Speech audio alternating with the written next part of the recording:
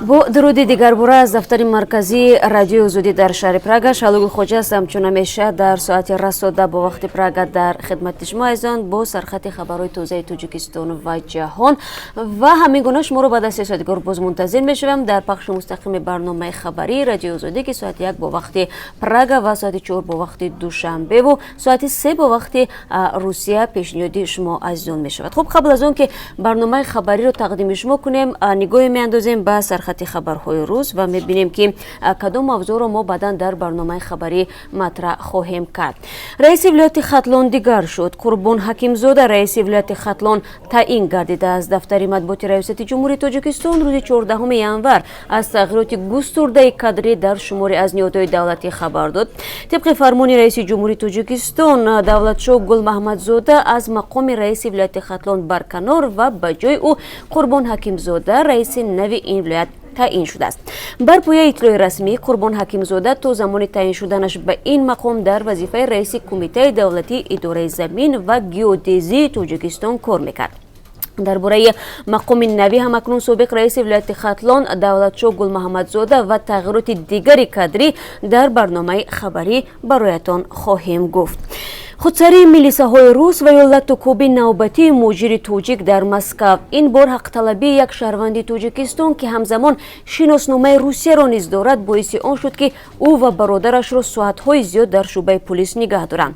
Гузашта аз ин яке аз ин муҳоҷирон аз ҷониби ду корманди милиса латтукуб шуд.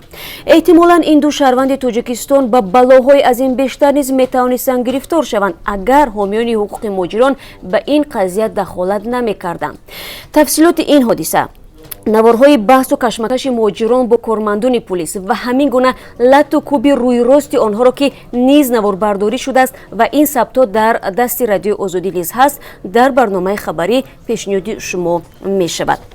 дар шаҳри Хоруғи вилояти Мухтори Кӯҳистони Бадахшон як сокини маҳаллӣ аз тири пневматикии нирӯҳои зудамал ҷароҳат бардоштааст. ин ҳодиса рӯзи гузашта иттифоқ афтод ва сабаби он итоат накардани ин сокини шаҳр ба амри корманди бозрасии давлатии автомобилӣ унвон мешавад.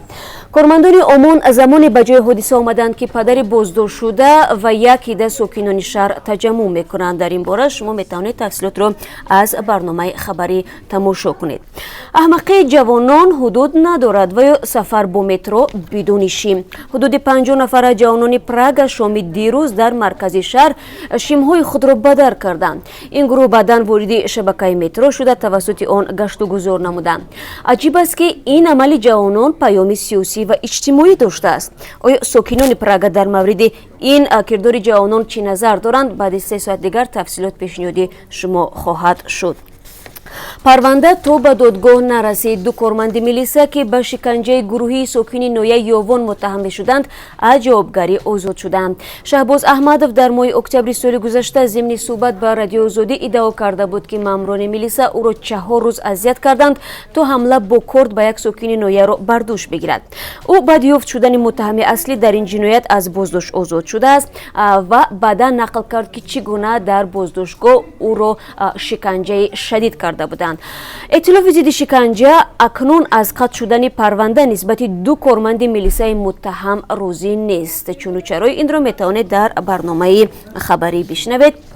осоишгоҳро баргардонед. баъзе аз сокинони ноҳияи восеъ мехоҳанд ки мақомот осоишгоҳе ки як замон кӯдакони гирифтори бемории силро ба табобату истироҳат фаро мегирифт барқарор намоянд.